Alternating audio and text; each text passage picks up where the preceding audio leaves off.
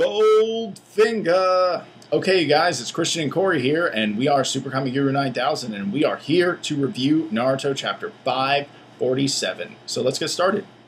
Alright, guys, Naruto Chapter 547 opens up with the 4th Kazekage having a conversation with his son Gara. And we can see here that the 4th Kazekage is continuing to be a complete and total douchebag to his son. Not only did he try to have him killed when he was younger, but now he's basically, throwing low blows at him by letting him know, you're the Kazekage now? And you have friends? You shouldn't have friends, you're an asshole! Gara responds to his dad's douchebaggery by exclaiming he is the Kazekage now, and his dad's just still shocked. He's like, oh, you got friends and you're like good at stuff now? And then like one of the other Kage's like, hey man, of course he has friends. Look how old he is. You know, he's a fucking teenager. Mizukage completely being a dick as usual. Yeah, he's got a comment on everything. Him and his French smug face. Ugh. Alright, now the flashback in this chapter is really interesting, and honestly, it changes my entire perspective on Gaara's character. In particular, what we originally saw with him and his uncle Yashimaru. But the flashbacks themselves, as they begin, you actually get to see the birth of Gara, which we've never seen before. And we can see that when he was born, he was a premature birth. He was very, very small. He was seen by his mother to be feeble, almost. And we can see here that his father immediately just starts disliking him altogether. He has almost no faith in his son whatsoever, and is even more worried by the fact that he's going to be the host of the Shukaku. And things get even crazier from there. We cut a little bit forward in time, and we see Gara's a little bit older, and we can see he's always had those psychological problems. If a ninja looks at him weird or says something wrong to him, he kills him, and you can see that he actually killed one of the sand ninja there. Just, like, blood splattered up against the wall. It's very, like, sand coffin-y, kind of thing. But, and you can see that all the villagers are just staring at him, kind of like how the villagers used to stare at Naruto in, discontent. And, but the biggest part of this flashback is, if you remember in the original series, there was the whole deal with Yashimaru, who was Gaara's uncle, who apparently really, really hated Gara, and the main reason for that was because, obviously, Yashimaru was the brother of Gaara's mother, and she died, and he had a little bit of resentment towards that. And Gaara's dad sent Yashimaru in order to kill Gara. We now know why it happens in this chapter. The whole point of this was Gaara's dad wanted him to psychologically corner Gara, in a sense, and try to see... Like, see what happens if they just wanted to poke him real hard and see what happens. Yeah, they wanted to see if he's actually going to be a suitable host for the Shukaku. And basically, Yashimaru actually did love Gara. Yeah, they did have a real relationship. They had a, so that stuff we did see in the old flashbacks when they're having their time together before the assassination attempt, we can actually tell now that that is real. Yashimaru did love Gara, and it makes perfect sense why, but was forced to do what he had to do because of Gaara's dad. And now when you look back on those episodes and those manga chapters, it completely changes everything. I mean, this really adds a lot of different things to it. And we can now see that Gara just lost control in the village, and he transformed into Shukaku at that moment. Luckily, though, Gaara's dad did actually evacuate the village, so nobody got killed.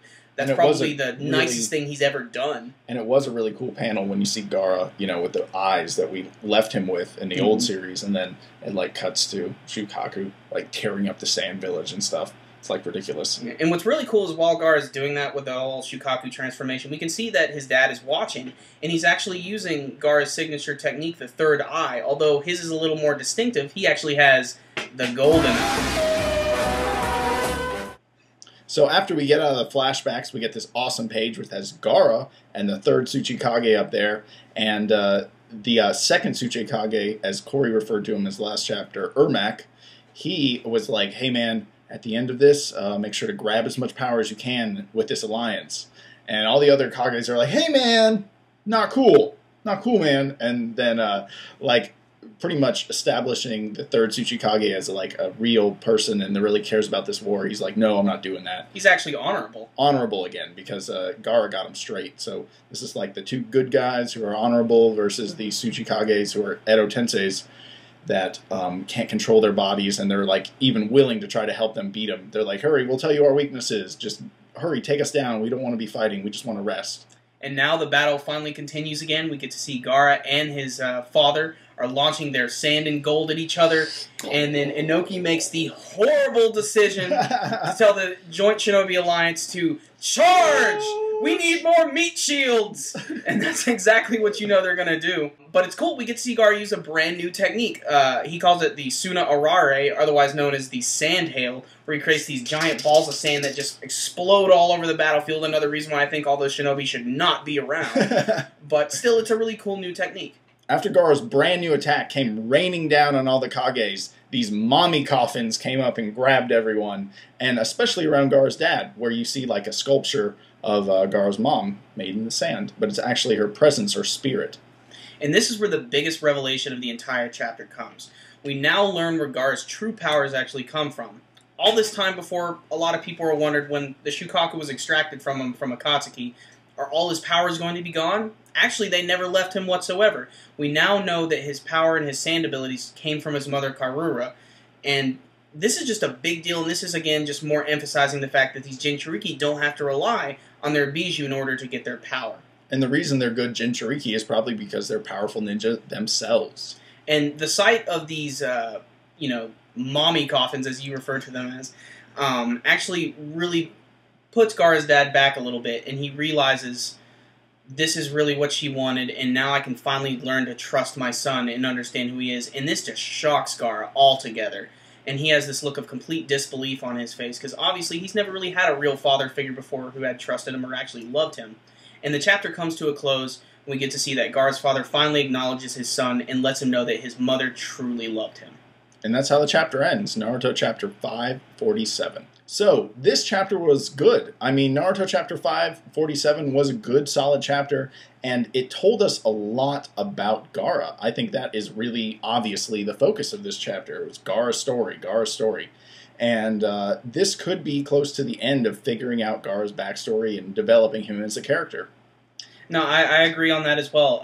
When I thought this chapter was going to come out, I thought it was just going to be, plain old Kage battle, just blah, blah, blah, blah. I'm done with my dad. But the fact that we got this backstory here really changes everything, especially with the whole backstory you had with Gaara and his uncle Yashimaru.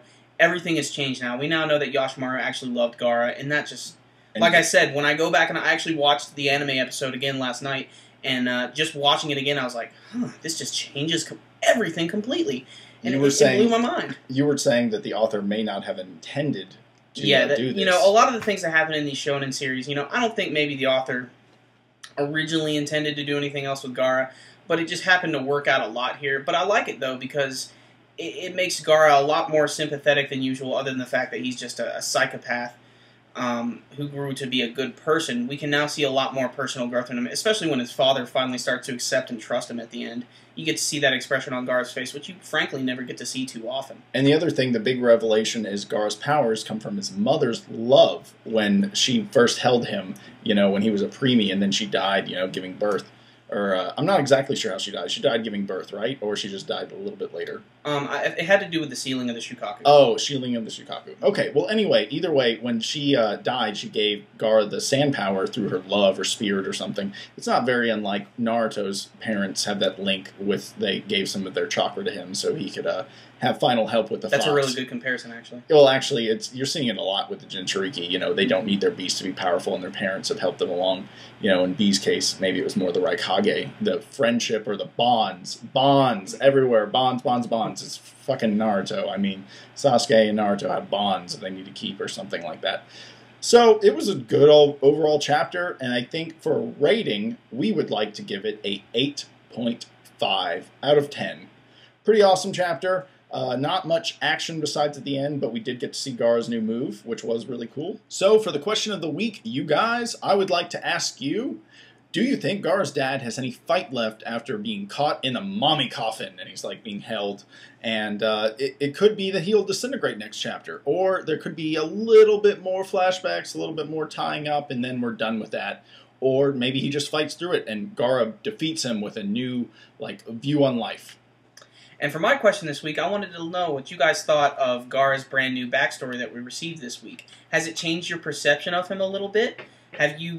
When you watch those old episodes, are you going to think completely differently? Just let us know with your comments below. And also, if you just want to let us know what you thought of the chapter, just put a comment down there too of what you thought. Hey you guys, I don't know if you know this, but we now have a Twitter, and we are at LuffyGear9000. So go check us out there. Also, we have a Facebook fan page. You can check out the link to that and our Twitter page in the description box below. So until next time, you guys, SuperKamiGuru9000 out.